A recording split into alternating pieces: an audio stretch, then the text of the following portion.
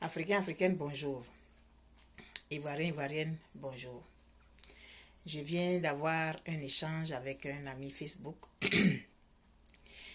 Et puis, dans le fil de la discussion, il me dit qu'il est enseignant. Je pensais qu'il était enseignant du secondaire. Il me dit qu'il est enseignant du primaire. J'ai dit, vraiment, c'est la base. Et il dit, effectivement, c'est passionnant d'enseigner les enfants au primaire, mais malheureusement, ils n'ont pas assez de moyens pour pouvoir faire correctement le travail qu'ils ont choisi. En même temps, ça m'a fait penser, j'ai toujours eu à le dire que je ne sais pas comment les enseignants du primaire, c'est-à-dire le CP1, comment est-ce qu'ils se sont arrangés pour que moi je sache écrire A, pour que je sache que A c'est A. Les enseignants du primaire, ça dit qu'on arrive au CM2, on sait déjà lire, on sait déjà écrire. Mais la première année, là, CP1 et puis CP2, cours préparatoire première année, cours préparatoire deuxième année. On ne s'est jamais véritablement arrêté pour penser à cela. Alors je fais cette vidéo-là pour rendre hommage à tous les enseignants du primaire. Surtout ceux des 3 premières années. Imaginez, aujourd'hui, on parle français partout. Donc l'enfant, surtout dans les grandes villes, quand il arrive à l'école, il sait déjà parler français. Imaginez nous, dans nos années là. Bon, moi j'ai grandi à Abidjan, donc quand j'allais à l'école, je parlais déjà français. Mais imaginez un enseignant qui est dans un village, perdu quelque part, à Korogo, à Tangrela, à Touba, à Tabou, dans le fin fond de Koumfao, à Man. Comment est-ce que l'enfant qui arrive à l'école pour la première fois, qui ne sait même pas dire un mot de français, comment ces enseignants-là arrivent à enseigner l'enfant jusqu'à ce qu'il sache écrire? Waouh, je voudrais vous tirer mon chapeau aujourd'hui. J'ai toujours pensé à ça. Mais aujourd'hui, là, la discussion que j'ai eue avec ce frère qui enseigne à Odiéné, parce qu'on parle d'Odiéné, j'ai dit que je vais aller m'installer à Odiéné si je rentre en Côte d'Ivoire. Je suis très sérieuse dans ce que je dis. Parce que Odiéné, c'est une ville où j'ai fait mon secondaire. Et je garde un très bon souvenir d'Odiéné. Je suis nostalgique de cette époque de la Côte d'Ivoire, là, où il n'y avait pas de différence, on ne connaissait pas les affaires des partis politiques, les ethnies, les religions et tout. On pouvait venir de Lakota, être affecté en seconde à Odiéné, et puis il n'y avait pas de problème.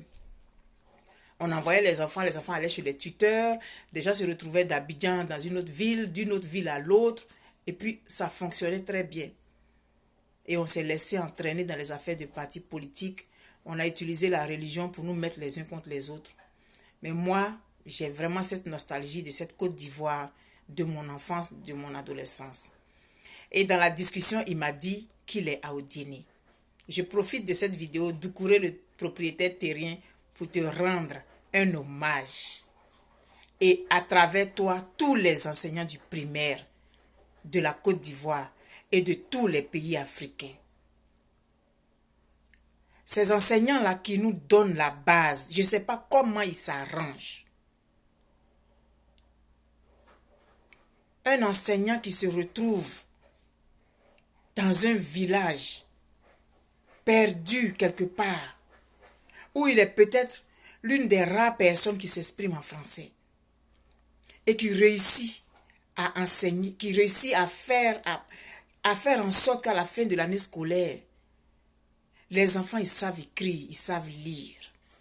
Vraiment, je voudrais vous tirer mon chapeau aujourd'hui, de façon solennelle. C'est vous qui êtes la base. C'est vous qui avez fait ce que nous sommes aujourd'hui. Parce que quand on arrive au secondaire, on sait déjà lire, on sait déjà écrire.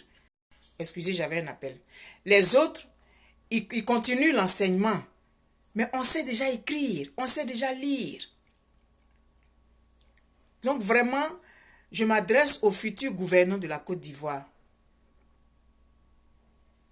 Je m'adresse aux futurs enseignants, au futur gouvernement de la Côte d'Ivoire. Parce que celui d'actuellement là, non. Le prochain gouvernement devra vraiment mettre l'accent sur comment faire pour mettre à l'aise les enseignants du primaire. D'abord, on a vu les écoles, quand Soro Guillaume est allé faire son tour au nord. On a vu les salles de classe, des apatams. C'est même pas on ne peut même pas appeler ça des apatams dans lesquels les enseignants du primaire se mettent pour enseigner la science aux enfants. Les risques qu'ils prennent à se retrouver dans des endroits où les serpents peuvent circuler. Vraiment, je voudrais vous dire merci. Merci aux enseignants qui m'ont appris à écrire. Mon maître de CP1, je sais que c'était un maître. CP2 aussi, c'était un maître. Au CP1, je ne me souviens plus. CP2, c'était un maître. Au CE1, c'était une maîtresse. Au CE2, une maîtresse. Au CM1, un maître. Au CM2, un maître. Je ne me souviens plus vraiment des noms. Mais vraiment, j'aimerais vous rendre hommage aujourd'hui. Comment vous faites? En tout cas, les enseignants qui êtes en train de me suivre et que je vois, vous êtes contents de l'hommage que je vous rends là. Comment vous faites pour qu'au CP1, on réussisse à écrire à la fin de l'année? Comment vous faites? Vous êtes des dieux. Vous êtes des génies. Et vous méritez qu'on vous fasse hommage spécialement aux enseignants du primaire, des 3 premières années. Comment est-ce que vous faites pour qu'au CE1, on réussisse à retenir, on réussisse à apprendre déjà les leçons par cœur? Comment vous faites? Félicitations à vous. Et merci parce que vous êtes la base, vous êtes le socle. Alors les futurs gouvernants de la Côte d'Ivoire, il va falloir que vous penchiez sur cela. C'est pas partout qu'il y a les jardins d'enfants. Moi, j'ai fait le jardin d'enfants parce que j'étais à Abidjan. Mais ceux de ma génération qui étaient au village, qui étaient dans les villes, ils n'allaient pas au jardin. Ils allaient de la maison directement au CP1. Et ils parlaient leur langue maternelle. Mais ces enseignants-là ont réussi à faire en sorte que ces enfants-là sachent écrire, sachent parler. Vraiment, vous méritez un hommage particulier. Vous méritez un hommage particulier. Et je voudrais vous rendre cet hommage-là grâce à juste un échange que j'ai eu avec mon contact Doucouré, le propriétaire terrien qui est enseignant du primaire à Odiéné. Je te rends hommage, frère. Et par toi, à tous ces enseignants-là, à ces enseignants qui m'ont appris à écrire. A, B, à faire des phrases, à savoir lire. Vous êtes des génies. Et vous méritez qu'on vous fasse hommage particulièrement à vous. Aux enseignants, c'est vrai qu'ils nous enseignent des choses. Mais à vous qui commencez la base. Vraiment, vous méritez. Vous méritez. Vous méritez l'hommage de nos pays. Et je dis que je m'adresse aux futurs gouvernants de la Côte d'Ivoire. À ceux qui vont être au pouvoir un jour. Je ne sais pas si les élections auront lieu ou pas. Mais ceux qui vont être à la tête de la Côte d'Ivoire et qui pensent vraiment au devenir de la Côte d'Ivoire, qui ont une vision pour la Côte d'Ivoire. Parce que être à la tête du pays, ça ne veut pas dire qu'on a forcément une vision pour ce peuple. Celui qui va venir à la tête de la Côte d'Ivoire, qu'il ait une vision pour le peuple de Côte d'Ivoire. Burkina Faso, Togo, Mali, Bénin, Cameroun, Sénégal et Centrafrique. Qu'il ait une vision. La base qu'on enseigne aux enfants. Que ce ne soit pas seulement savoir lire et écrire, savoir se tenir, pouvoir faire des projections pour ces enseignants-là. Leur donner le minimum, parce qu'il m'a dit, c'est vraiment une tâche passionnante, mais les moyens ne suivent pas. À Abidjan, les enfants, ils savent déjà parler français. quand ils arrivent à l'école, ils parlent déjà français. Mais ceux qui sont dans les villages, où l'enseignant et l'infirmier sont peut-être les deux qui parlent couramment français. Le reste, ils parlent leur langue maternelle. Et ces enfants-là, ils arrivent. Et à la fin de l'année, ils savent écrire. Au CP2, ils savent écrire. Au CE1, ils connaissent les leçons. Vraiment, je voudrais vous rendre hommage. Merci à vous tous, ces enseignants discrets, ces enseignants humbles, ces enseignants qui travaillent, qui donnent leur sang, qui donnent leur jeunesse à notre pays, à nos pays. Mais que souvent, on n'imagine même pas. C'est-à-dire que on rend hommage à d'autres, aux médecins et tout, mais et les enseignants. C'est les enseignants là, du primaire là, qui ont fait que ces gens deviennent médecins un jour. Députés, maires, ingénieurs, enseignants aussi, sages-femmes. Je ne sais pas. C'est eux la base. Ils ont besoin qu'on leur rende hommage, qu'on reconnaisse ce qu'ils font pour nos pays. Alors, Doucouré, le propriétaire terrier, toi et tous tes collègues qui êtes disséminés à travers la Côte d'Ivoire, dans les villages les plus reculés, qui donnez votre savoir sous les apatames, exposés aux morsures de scorpions, de serpents et tout, parce qu'il n'y a même pas de briques qui vous protègent des intempéries. Et on dit qu'on est dans un pays émergent. Je sais pas moi, l'objectif premier, que la première mission du prochain gouvernement en Côte d'Ivoire soit la réhabilitation du métier d'enseignant. Il y en a plusieurs aussi. Il y a les sages-femmes qui donnent la vie aussi. Il y a les infirmiers dans les villages reculés qui font leur possible. Mais c'est l'enseignant du primaire qui fait que demain, quelqu'un devient infirmier, quelqu'un devient gynécologue, une dame devient sage-femme, quelqu'un devient ingénieur des TP, des ponts et chaussées, et puis tout et tout. Ça part de l'enseignement du primaire. Merci à vous beaucoup. Merci beaucoup à vous pour votre humilité. On ne vous voit pas, mais vous faites le plus gros du travail parce que vous êtes le socle, la base de toute notre société. Vous méritez qu'un jour, un gouvernement s'arrête et pense sérieusement à mettre les moyens à votre disposition pour que vous puissiez produire des enfants qui savent lire et qui savent écrire avec les moyens que vous avez.